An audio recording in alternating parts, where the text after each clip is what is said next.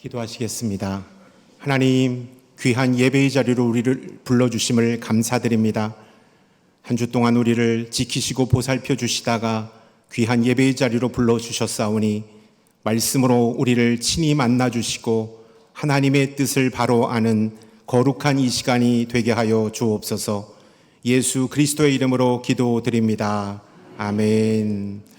할렐루야. 주일 2부 예배에 나오신 성도님들 한 분 한 분을 주님의 이름으로 축복하고 환영합니다. 오늘 드려질 예배를 통하여서 예수 그리스도를 깊이 만날 뿐만 아니라 은혜와 평강을 누리는 우리 모두가 될 수 있기를 축원합니다. 아멘. 오늘 저는 선택의 기로라는 제목으로 하나님의 말씀을 나누도록 하겠습니다. 서울대 행정대학원 최종훈 교수는 이렇게 말했습니다.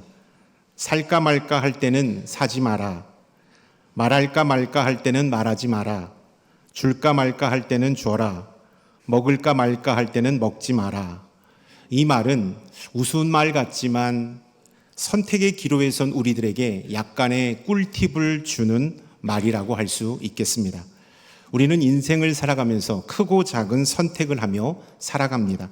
이 선택은 우리의 삶을 결정하기 때문에 우리는 이 선택 앞에 신중하고 또 너무나도 부담스러운 것을 보게 됩니다. 선택은 우리 인생의 방향을 결정하는 핵심 요소입니다. 어떤 것을 선택하느냐에 따라서 우리의 인생이 달라지기 때문입니다. 그래서 흔히 우리는 이렇게 말합니다. 한순간의 선택이 우리의 운명을 좌우한다고 말합니다. 그래서 우리는 늘 언제나 선택의 기로 앞에서 초조하고 두려울 수밖에 없는 존재입니다. 여러분은 어떠한 모습으로 선택의 기로 앞에 서 있습니까? 오늘 선택의 기로 앞에 선 한 가족을 말씀 속에서 만나보길 원합니다. 그들은 어떤 선택을 했으며 그로 인하여 어떤 결과를 얻었는지 함께 살펴보기를 원합니다. 1절과 2절의 말씀 함께 읽겠습니다. 사사들이 치리하던 때에 그 땅에 흉년이 드니라. 유다 베들레헴 한 사람이 그의 아내와 두 아들을 데리고 모압 지방에 가서 거류하였는데 그 사람의 이름은 엘리멜렉이요 그의 아내의 이름은 나오미요 그 두 사람의 이름은 말련과 기련이니 유다 베들레헴 에브랏 사람이더라. 그들이 모압 지방에 들어가서 거기 살더니.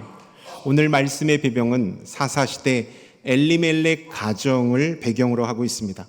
사사시대 베들레헴 사람 엘리멜렉이 그 땅에 임한 흉년을 피하여 자신과 아내 두 아들을 데리고 모압 지방으로 이주한 내용이 담겨져 있습니다. 쉽게 말해 엘리멜렉 가족은 먹고 살기 위하여 베들레헴을 떠나 모압으로 그 지방을 이동했던 것입니다. 아이러니하게도 이 베들레헴이라는 지명의 뜻은 이 떡의 집, 식량의 집이라는 뜻을 갖고 있습니다. 이 떡의 집, 식량의 집을 뒤로하고 모압 땅으로 엘리멜렉 가족이 떠난 것이죠. 엘리멜렉 가정이 이주한 모압은 어떤 땅입니까? 요단 동편 루벤 지파가 살던 옆에 있는 이방 땅이었습니다. 그들은 잠시 흉년만 피하고 돌아가려고 했습니다. 그래서 이방 땅을 잠시 들렸던 것이죠. 그러나 성경을 보면 이방 땅에서 그들은 자식들을 결혼시킬 만큼 오래 머물렀음을 성경은 우리에게 가르쳐주고 있습니다. 하나님과 엘리멜렉의 관계는 하나님과 언약 백성의 관계를 상징적으로 나타내주고 있습니다. 엘리멜렉의 가족은 하나님을 떠난 이스라엘 백성들을 나타내고 있습니다. 엘리멜렉의 가정의 모압 이주는 인간적으로 보면 흔히 있을 수 있는 일입니다. 농경사회에서 흉년을 피하여 풍요로운 땅으로 가는 일은 매우 자연스러운 일이기 때문입니다. 그러나 영적으로 보면 엘리멜렉의 모압 이주는 분명히 잘못된 것이었습니다. 왜냐하면 이스라엘 땅은 하나님께서 당신의 백성에게 주신 기업이기 때문입니다. 하나님께서 주신 그 기업을 포기하고 떠난다는 것은 스스로 하나님의 백성이 되기를 포기한다는 것과 같은 의미이기 때문입니다. 모두가 자기가 원하는 것을 어디든지 떠나갈 수 있습니다. 자녀를 위해서, 사업을 위해서, 건강을 위해서 내가 살던 곳을 떠날 수 있습니다. 그러나 하나님의 사람, 그리스도인들이 결코 떠나서는 안 될 자리가 있습니다. 그 자리는 바로 하나님의 품입니다. 우리가 하나님의 품을 떠나는 순간 위기가 찾아오고 불행이 시작되기 때문에 우리는 그 자리를 떠나서는 안 되는 것입니다. 신앙생활을 하다 보면 이런저런 이유로 인하여 교회를 떠나고 하나님과 등져 살아가는 그리스도인들을 만나볼 때가 있습니다. 그분들이 어떤 연유로 교회를 떠났는지 우리는 알 수 없지만 우리는 그분들이 영적인 방황을 끝내고 교회로 돌아올 수 있기를 기도하는 자들이 되어야 합니다. 그리고 그들이 돌아왔을 때 언제나 따뜻하게 맞이할 수 있는 믿음의 가족이 되어야 한다라는 사실입니다. 이분들, 떠나는 분들은 어떤 마음으로 떠났을까요? 하나님을 부인하지 않을 것입니다. 하나님, 제가 지금 잠시 교회를 떠나려고 합니다. 지금 저희 집 경제적인 상황이 좋지 않습니다. 급한 불만 끄고 삶의 여유가 되면 다시 교회로 와서 신앙생활 하겠습니다. 이러한 마음으로 교회를 떠난 성도님들 것입니다. 또 어떤 성도님들은 제가 교회 사역, 많은 교회 사역으로 인하여 지쳐 있습니다. 영적으로 탈진되어 있습니다. 좀 쉬고 마음의 안정을 찾은 후에 제가 다시 교회에 와서 열심히 주의 일을 감당하겠습니다 라고 고백하시는 성도님도 계실 것입니다. 또 다른 성도님들은 제가 교회 사역을 하면서 많이 상처를 입었습니다. 그래서 지금 실족 상태입니다. 이제 마음을 추스린 후 내가 심정적으로 마음으로 회복한 후에 교회에 나가겠습니다 라는 마음으로 교회를 떠난 분도 계실 것입니다. 그러나 일단 교회를 나오면 다시 믿음의 자리로 돌아오는 것이 몹시 어렵다라는 사실을 우리는 기억해야 합니다. 제가 부정적인 말을 하는 것이 아닙니다. 우리는 환경의 지배를 받는 존재들입니다. 그래서 교회를 나와 세상적인 환경에 들어가면 다시 영적인 환경으로 되돌아가기가 무척 어렵기 때문입니다. 제가 이제 대구 생활을 한 지가 근 5개월이 다 되어가고 있습니다. 달라진 점이 있다면 제 몸무게가 많이 달라졌다는 거예요. 4kg가 불었는데 엄밀히 말하면 4.5kg가 불었습니다. 5달 채 되지 않았기 때문에 한 달에 1kg씩 증감된 겁니다. 계속해서 올라가고 있습니다. 멈출 때가 됐는데 계속해서 올라가고 있습니다. 예전에 저는 그렇지 않았습니다. 열심히 운동했습니다. 일주일에 4번 헬스장에 가서 땀이 흠뻑 젖을 정도로 거친 운동을 했습니다.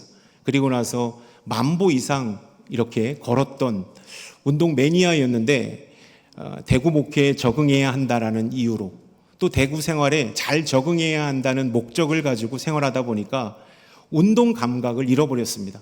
운동은 언제든 다시 시작하면 된다라는 생각으로 잠깐 멈췄는데 다시 운동을 하려고 보니까 엄두가 나지 않는 겁니다. 내가 언제 저렇게 운동했었나?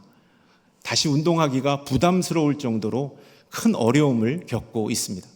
마찬가지입니다.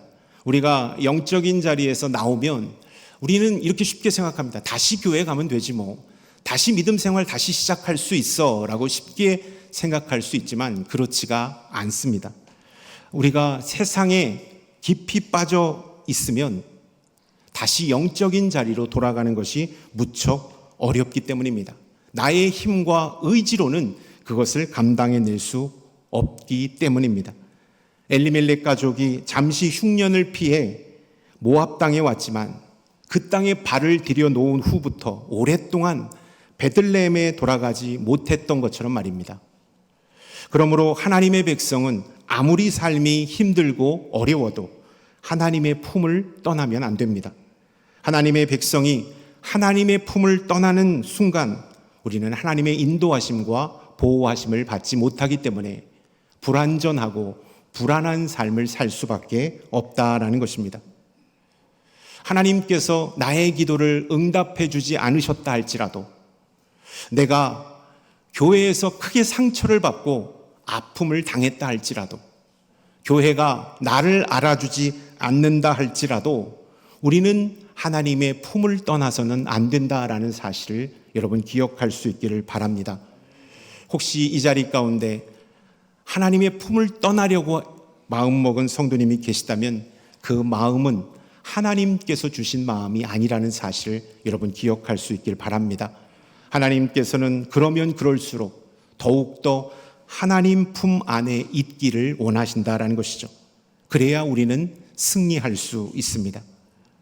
엘리멜렉처럼 하나님을 떠나 세상에서 피난처를 구하는 자는 반드시 후회를 하게 됩니다. 왜냐하면 이 세상에 그 어떠한 것도 우리를 안전하게 지켜주는 것은 없기 때문입니다.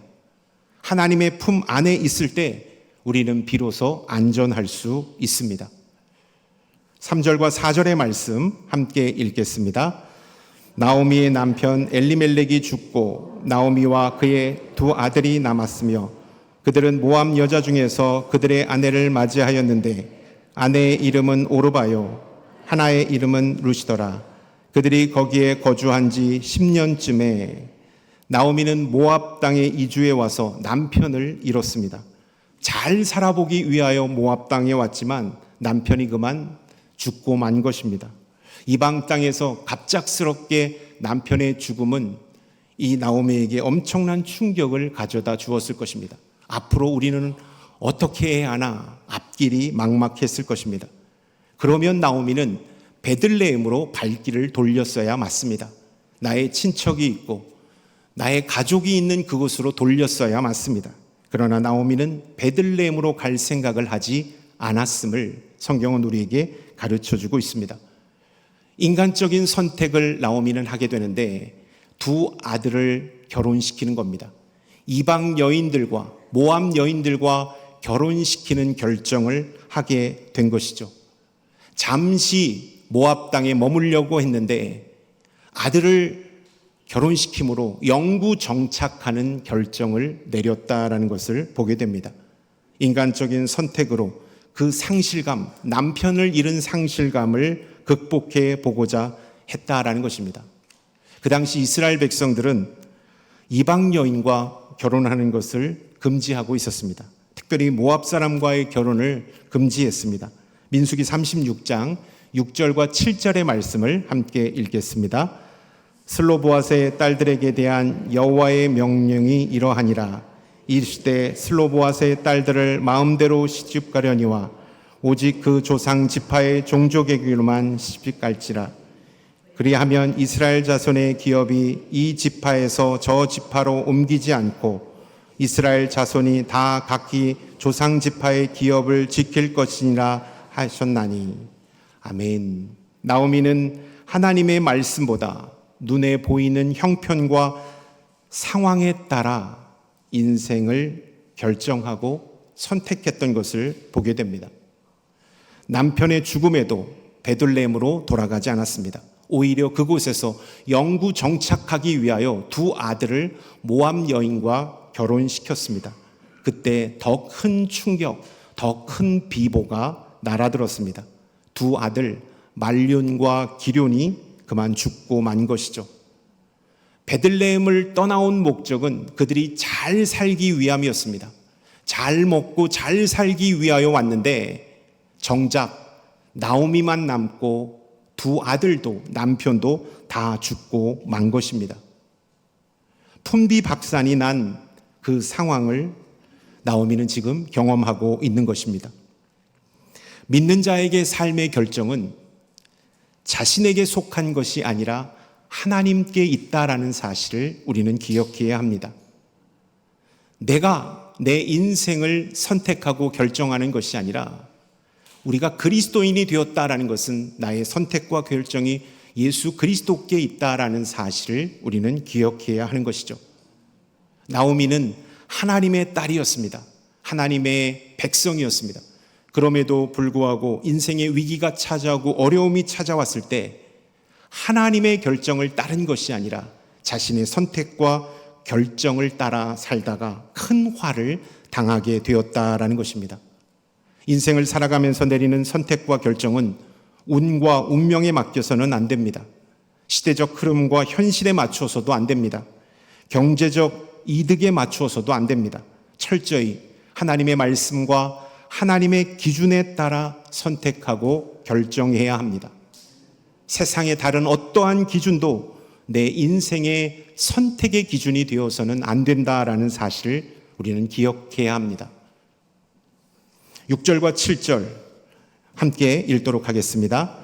그 여인이 모압 지방에서 여호와께서 자기 백성을 돌보시사 그들에게 양식을 주셨다함을 듣고 이에 두 며느리와 함께 일어나 모압 지방에서 돌아오려 하여 있던 곳에서 나오고 두 며느리도 그와 함께하여 유다 땅으로 돌아오려고 길을 가다가 나오미는 하나님께서 이스라엘 백성들을 돌아보시고 그들에게 양식을 주셨다라는 소식을 들었습니다. 그래서 그때부터 나오미는 베들레헴으로 들어가려고 하는 마음이 생겼다라고 성경은 말씀하고 있습니다. 남편이 죽었을 때도 두 아들이 죽었을 때도 바로 베들레헴으로 갈 생각을 하지 않았습니다. 그러나 유대 땅 베들레헴의 흉년이 지나가고 풍년이 찾아왔고 하나님께서 그들을 불쌍히 여겨주셔서 복을 주셨다라는 이야기를 듣자 나오미의 마음이 바뀌기 시작한 것이죠. 그래서 다시 베들레헴으로 돌아가고자 마음을 먹었던 것입니다. 나오미가 모압의 삶을 정리하게 된 결정적인 이유는 하나님이 아니었습니다.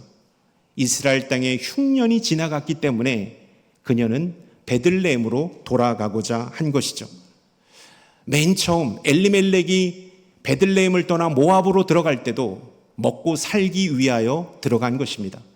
다시 모압에서 베들레헴으로 돌아올 때도 역시 이스라엘 땅에 흉년이 지나가고 풍년이 찾아왔다라는 그 소식을 듣고 나오미는 베들레헴으로 갈 결심을 했다라는 사실입니다.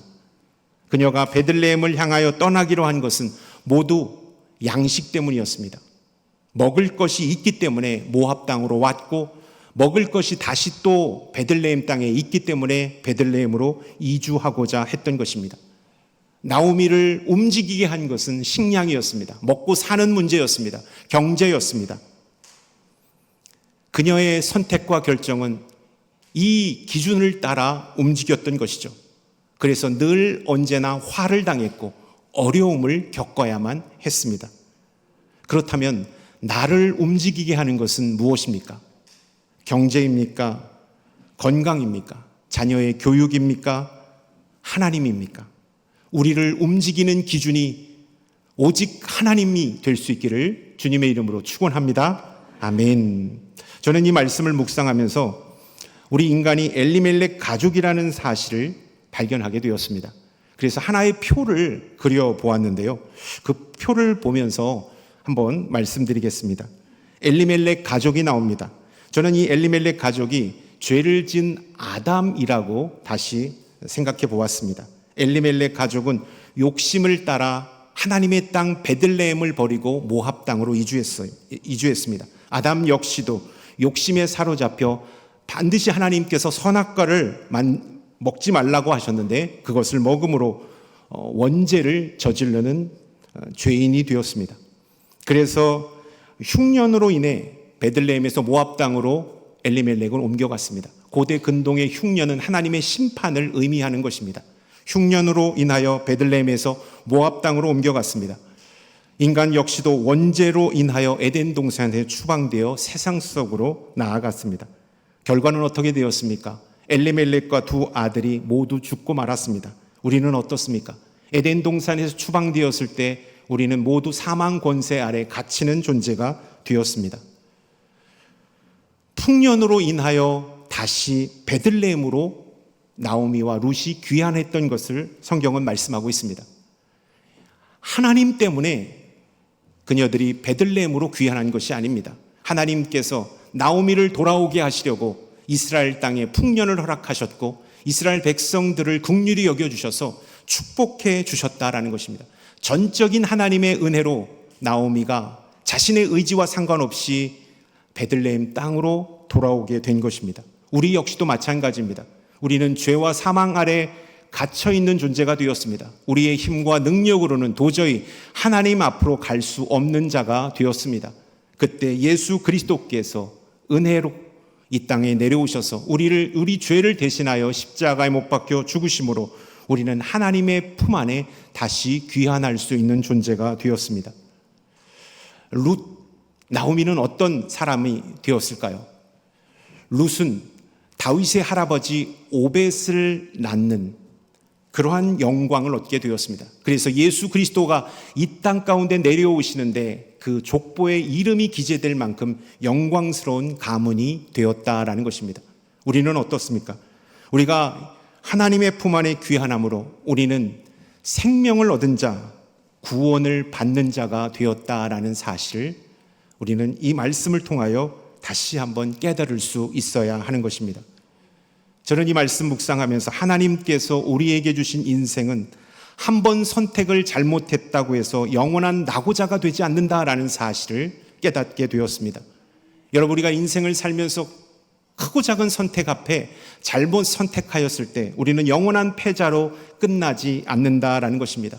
비록 죄로 인해 유혹에 이끌려서 욕심 때문에 인생에서 미끄러지고 넘어졌을지라도 다시 예수 그리스도 앞에 나아갈 때 주님은 우리에게 새로운 기회를 허락해 주신다라는 사실을 여러분 기억할 수 있기를 축원합니다. 저는 운전할 때 이 내비게이션의 음성을 잘 의지합니다. 모르는 길을 갈 때, 특별히 대구 지역은 제가 잘 모르기 때문에 내비게이션에 신경을 곤두서고 이렇게 가다 보면 10m 앞에 우회전하십시오인데 10m 앞쪽에 우회전하는 길이 두 개가 나 있는 길이 있어요. 이 길로 가야 되지 저 길로 가야 할지 막 주춤하다가 그냥 지나갑니다. 그때 내비게이션은 저를 혼내키지 않더라고요.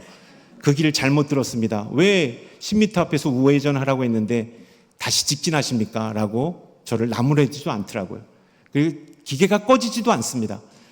제가 잘못 들어선 그 지점부터 다시 목적지까지 상냥하고 안전하게 가르쳐 주기 때문입니다. 여러분, 우리도 마찬가지입니다. 우리는 인생을 살면서 잘못된 선택으로 인하여 큰 화를 당할 수도 있고 손해를 볼 수도 있고 아픔을 겪을 수도 있습니다. 하나님을 멀리 떠날 수도 있습니다. 그러나 우리가 꼭 기억해야 될 것은 다시 예수 그리스도 앞에 나아가면, 다시 주님의 은혜 아래 나아가면 새로운 기회가 열리고 새로운 환경이 우리 가운데 주어진다라는 사실을 여러분 꼭 기억할 수 있기를 축원합니다. 그렇기 때문에 우리는 선택의 기로 앞에 하나님을 바라보아야 합니다. 선택의 기로 앞에서 여러분은 어디를 바라보고 계십니까? 그곳에 하나님이 계십니까? 그렇지 않다면 여러분 유턴할 수 있기를 바랍니다. 예수 그리스도 하나님 앞에 나아갈 때 우리의 인생은 후회함이 없는 인생이 될 것이기 때문입니다. 선택의 기로에서 하나님께서 기뻐하시고 원하시는 것을 선택하십시오. 그리하면 우리 가운데 승리가 허락될 줄로 믿습니다. 아멘. 주님은 겟세마네 동산에서 선택의 기로 앞에 이렇게 기도하셨습니다. 나의 뜻대로 마옵시고 아버지의 뜻대로 되기를 원하나이다. 우리가 인생의 선택 앞에 주님께서 하셨던 이 기도를 올려드리며 주님의 길로 나아가는 우리 남산교회 모든 성도님들이 될 수 있기를 축원합니다. 아멘.